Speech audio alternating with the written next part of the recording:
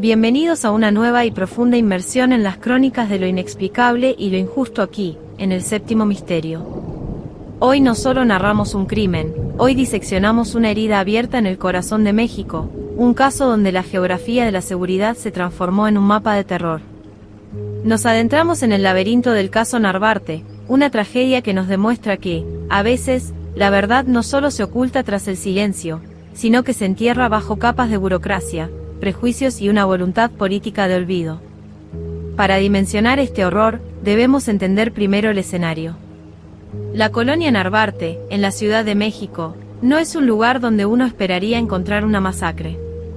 Diseñada bajo los ideales de la modernidad de mediados del siglo XX, con sus calles diagonales y sus icónicos edificios de estilo funcionalista, la Narvarte siempre ha sido el refugio de la clase media, de intelectuales y de familias que buscaban la paz que otras zonas de la ciudad no podían ofrecer. Era, por definición, una de las zonas más seguras de la capital.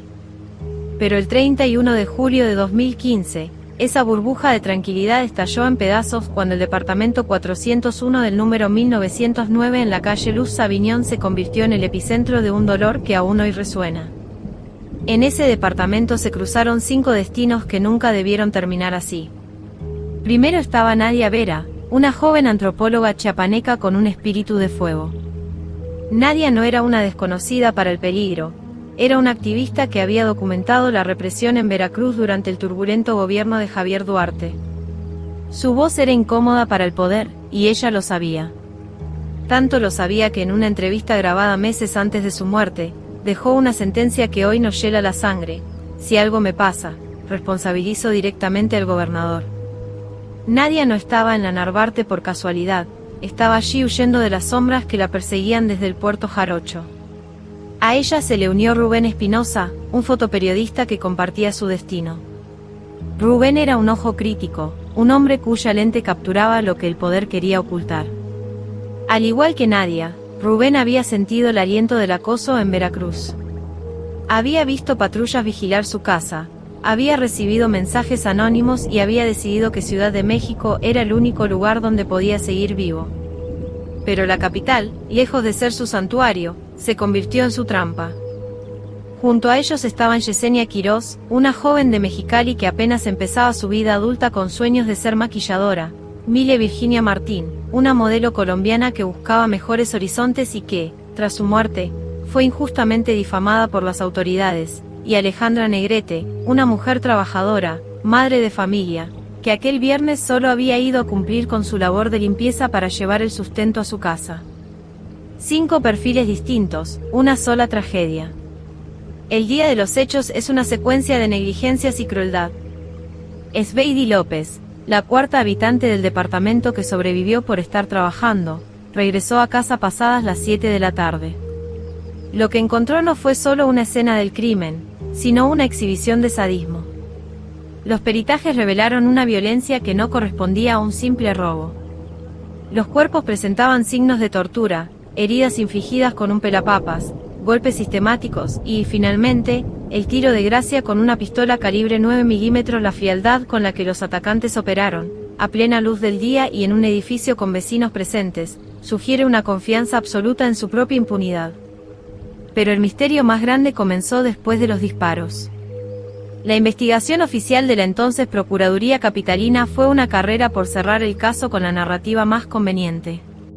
A las pocas horas, antes de analizar siquiera las cámaras de seguridad que misteriosamente no funcionaban bien, las autoridades ya estaban filtrando información para desprestigiar a las víctimas.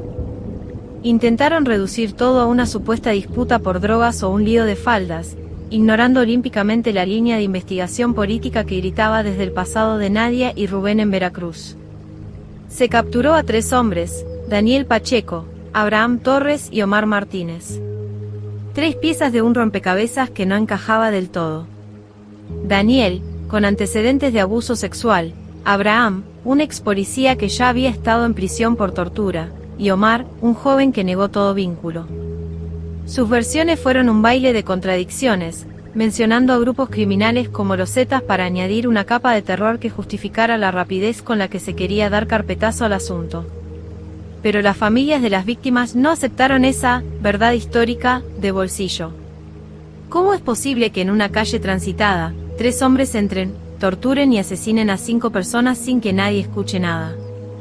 ¿Por qué se llevaron un Mustang rojo llamativo y una maleta negra con total calma? ¿Por qué la Fiscalía se negó durante años a interrogar seriamente a los funcionarios de Veracruz señalados por Nadia y Rubén? Estas preguntas no son solo retóricas, son la base de un reclamo de justicia que lleva una década sin ser escuchado. En el séptimo misterio, vamos a realizar una autopsia psicológica a los 3 hombres que entraron en aquel departamento para transformarlo en un matadero, porque lo que descubrimos al mirar sus perfiles es una mezcla tóxica de deshumanización, sadismo y la más absoluta falta de empatía. Empecemos analizando a Daniel Pacheco, un hombre que personifica la reincidencia criminal. Su mente no funciona bajo los parámetros de la culpa, sino bajo la lógica del depredador. Con un historial de abuso sexual y casi una década tras las rejas antes de los hechos de la Narvarte, Pacheco ya había normalizado la transgresión.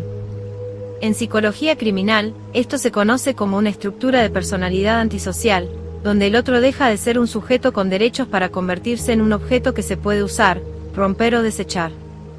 Su frialdad durante los interrogatorios y su capacidad para permanecer en el lugar mientras sus cómplices torturaban a las víctimas nos habla de una disociación emocional profunda.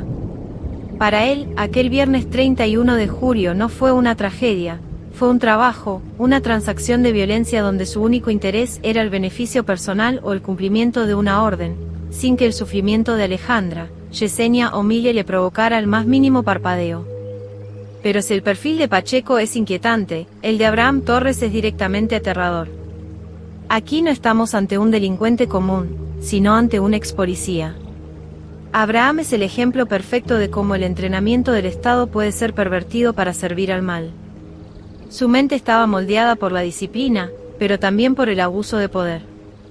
Ya tenía antecedentes por tortura, lo que nos indica que el dolor ajeno era, para él, un lenguaje familiar. En el caso Narvarte, Abraham representa al ejecutor instrumental, su participación sugiere una psicología de autoridad perversa. Él sabía cómo operar, conocía los tiempos de respuesta de la policía y lo más grave, poseía ese sadismo latente que se requiere para usar un objeto tan doméstico como un pelapapas para marcar la piel de una persona antes de matarla. Su psicología es la del mercenario que se siente protegido por un manto de impunidad invisible, alguien que cree que su pasado en la fuerza le otorga una superioridad moral sobre sus víctimas. Y luego está el entorno de grupo, porque la psicología de este crimen no se explica solo por individuos aislados, sino por la dinámica de una jauría. Cuando estos hombres cruzaron el umbral del departamento 401, se activó lo que los psicólogos llaman la difusión de la responsabilidad. En sus mentes, la culpa se fragmentó. Cada uno se sentía menos responsable porque los otros estaban allí, validando la brutalidad. Hubo un proceso de ritualismo de poder. El ensañamiento contra Rubén Espinosa. Y Nadia Vera no fue casual, fue un castigo simbólico. Rubén, el hombre que miraba a través de la lente, y Nadia, la mujer que denunciaba con la voz, fueron sometidos a una violencia que buscaba anular no solo su vida, sino su dignidad. Los agresores no solo querían que murieran, querían que supieran que habían sido alcanzados por el brazo largo de un poder que ellos habían osado desafiar. Incluso la forma en que intentaron culpar a las víctimas después de muertas, sugiriendo estilos de vida que no tenían o deudas inexistentes, es una extensión de su perfil psicológico. Es la proyección de su propia podredumbre hacia aquellos que ya no pueden defenderse. La deshumanización fue total, desde el momento del ataque hasta el momento en que sus defensas intentaron ensuciar el nombre de las mujeres asesinadas. Al final, lo que nos revela la psicología de los asesinos de la Narvarte es que la impunidad no es solo un fallo del sistema judicial, es un estado mental.